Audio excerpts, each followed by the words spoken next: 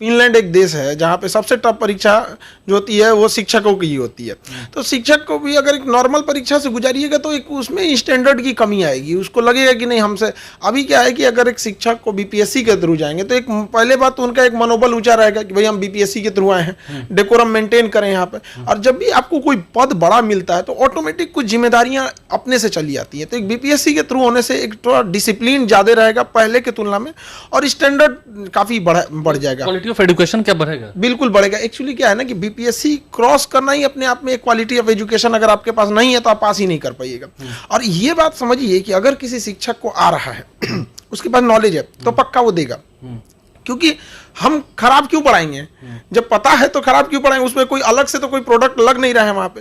अब बीपीएससी के थ्रू क्या है कि जब जाएंगे लोग तो तैयारी बहुत रेगुलर करना पड़ेगा, तो उनके पास नॉलेज आ जाएगा धीरे धीरे। और जब बीपीएससी के थ्रू जाएंगे तो उनको पहले से पढ़ना पड़ेगा, तो पढ़ने के लिए ग्रुप स्टडी करेंगे, कुछ संस्थाओं से पढ़ेंगे, तो वहां से वो मेथड को क्या करेंगे एडॉप्ट करेंगे और आगे जाके उसी को डिलीवर करेंगे। तो पहले की तुलना में अब बहुत ज्यादा सुधार बिल्कुल देखा जाएगा। मतलब जो सरकार ने नई नियमावली बनाई है बीपीएससी के माध्यम से शिक्षकों के चयन करने की प्रक्रिया जो है की जाएगी, लगता है सरकार का फैसला सही? हाँ, सरकार का फैसला सही था, क्योंकि बिहार का सबसे बड़ा बजट अगर देखेंगे तो शिक्षा पे जाता है लगभग 40,000 करोड़ रुपए। तो हमारा इतना बड़ा बजट है तो इसका सदुपयोग होना चाहिए यहाँ पर।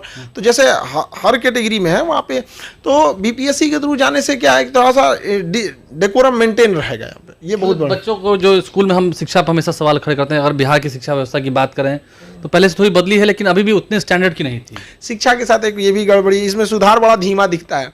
अब किसी बच्चे को आप पढ़ाए हैं, ठीक है, नर्सरी KG 1 2 जो भी है वहाँ पे, वो तो 10-15 साल बाद समझ में आएगा कि वो किस लेवल का है। तो शिक्षा में जो भी बदलाव होता है आज आपको नहीं दिखेगा। ऐसे बीपीएससी है, अब आप सोचिएगा कि अब 2024 में ही बदलाव दिखने लगे, नहीं दिखेगा। आपको ये बदलाव दिखेगा आज से 5 साल 7 साल बाद। तो आज भले आप खराब कह सकते हैं सरकार के डिसीजन को, 5-7 साल बाद आप ही धन्यवाद कहने जाएंगे। क्योंकि सर आप भी शिक्षक हैं, जब इस इंटरव्यू को कई सारे शिक्षक अभ्यर्थी देख रहे होंगे तो कई आपके समर्थन में भी खड़े होंगे, कई लेकिन आपका विरोध भी करेंगे। और क्या आप ये मानेंगे कि जो आपका विरोध करेंगे वो भी कह रहे हैं कि हमने STT का एग्जाम दिया, हमने CTET का एग्जाम दिया, अब नहीं लेंगे, बीपीएससी के माध्यम से लेंगे? तो जो CTET पास कर सकता है, स्टेट पास करता है, बीपीएससी भी पास कर लेगा। वो ऐसा थोड़ी है कि जो शिक्षक जो स्टेट पास किया कि आप उसको समझते हैं कि किसी काम लायक नहीं। अरे वो भी परीक्षा है, ये भी परीक्षा है। जो एक परीक्षा पास कर सकता है यहाँ भी पास कर सकता है। अब ये कहिए कि एक दरवाजे और बढ़ गए, इसे और खोलना है यहाँ पे, तो ऐसा नहीं है। वो लोग भी समझते हैं इस चीज़ को और वही लोग निकालेंगे। आप देखिएगा जो लोग को लगता है कि नहीं हमें स्टेट कर दिए, क्या पता वही टॉप कर जाए यहाँ पर, वही टॉप कर जाए। लेकिन कई शिक्षक भी आपके विरोध में हो ना, क्योंकि आप कह रहे हैं कि अब क्वालिटी ऑफ एजुकेशन सुधरेगी, तो क्या इससे पहले वाले जो शिक्षक थे उनमें वो एबिलिटी नहीं थी?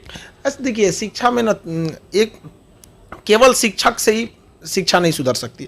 हम पढ़ाएं वो पढ़बे न करे, ये भी तो मैं आप देखिए सरकारी स्कूल में जो बच्चे पढ़ने जाते हैं वो खुद ही सिंसियर कम रहते हैं, और हम लोग के पास आते हैं सिंसियर रहते हैं वहाँ पे। क्योंकि ना एक सिंसियरिटी, दूसरा गार्जियन का भी बहुत बड़ा रोल होता है। अगर कोई गार्जियन अगर प्राइवेट स्कूल में भेज रहा है जहाँ 4,000-5,000 फीस, तो गार्जियन प्रॉपर उनकी निगरानी, आज क्या होमवर्क मिला, किए कि नहीं किए, प्रोग्रेस।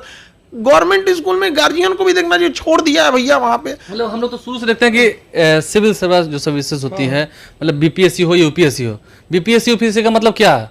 अफसर। तो अफसर के सामने तो आप ठीक से ही रहेगा, अफसर ऑफिसर। हाँ बिल्कुल, वही तो है। एक उनके अंदर भावना आएगी ना कि हम थोड़ा सा अलग हैं। तो आप अलग क्यों हैं? आप वैसे ही बैठ के कुर्सी तुरिएगा तो आप अलग हैं, तो आपको दिखाना पड़ेगा कि आप अलग हैं। लेकिन कुछ शिक्षकों के चलते भी बिहार की शिक्षा व्यवस्था की किरकिरी हुई है, आप मानते हैं ना?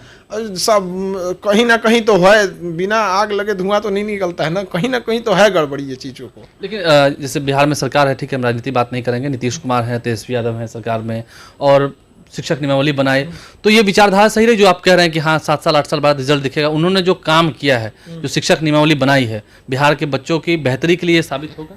बिल्कुल साबित होगा। अब देखिए बीपीएससी से अगर कोई पास करके आ रहा है, इट मीन्स उसके पास स्टैंडर्ड जो है वो पहले जो नियमावली थी उस हिसाब से स्टैंडर्ड तो बढ़ा रहेगा।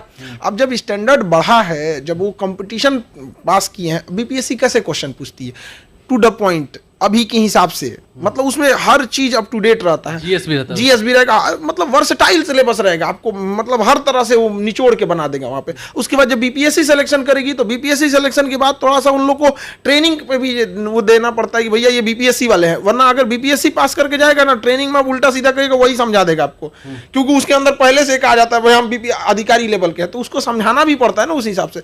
तो वो जब स्कूल में जाएगा ना तो उनको कई बार ऐसे होता है स्कूल के ऊपर क्या है, टीचर्स के ऊपर हेडमास्टर अगर ईमानदार ईमानदार नहीं है तो टीचर्स पे बेचारे वो क्या कर पाएंगे वहाँ पे, अथवा बीपीएससी से वो निकाल के जाएगा तो थोड़ा दबा के दिखा दें, वहाँ पे भी आएगा। तो एक ये धीरे धीरे इसका आप देखिएगा कि आप हम ये कह सकते हैं कि 5-7 साल बाद आके आप ये कहिएगा कि हम आपके पास इंटरव्यू लिए थे, आप गए थे, 5-7 साल बाद सुधार दिखेगा, तो पक्का सुधार दिखेगा। परिवर्तन से हमेशा होता है कि लोगों को तकलीफ होती है, और इस परिवर्तन से परिवर्तन का तो सिद्धांत है कि अगर परिवर्तन कीजिएगा तो बिना मतलब जब भी कोई व्यवस्थाएं चेंज होती हैं तो थोड़ा बहुत तो दिक्कत आएगा ही। आलोचना सुनना पड़ेगा। हाँ बिल्कुल सुनना पड़ेगा, और आलोचना से ही अब देखिए जो शिक्षक का कहना है वो चीज़ें इसमें भी इम्प्लीमेंट होंगी। अब जैसे वहाँ पे भी उनका एक एग्जाम पास कर लिए, इसको भी वो पास करेंगे, वही लोग पास करेंगे, बल्कि एक नॉर्मल विद्यार्थी की तुलना में, एक नॉर्मल कैंडिडेट की तुलना में वो लोग के पास एक एज है कि भाई उन्होंने एक पास कर रखा है परीक्षा, तो वो लोग बिल्कुल कर लेंगे इसको। अंतिम सवाल है मेरा, 1,60,000 शिक्षकों की बहाली होनी है, जाहिर सी बात है कि फॉर्म लोग 10 लाख से ऊपर लोग भरेंगे, तो लेकिन चुन के तो 1,60,000 ही आएंगे। लगता है कि ये 1,60,000 ऑफिसर टीचर बिहार को बदलेंगे?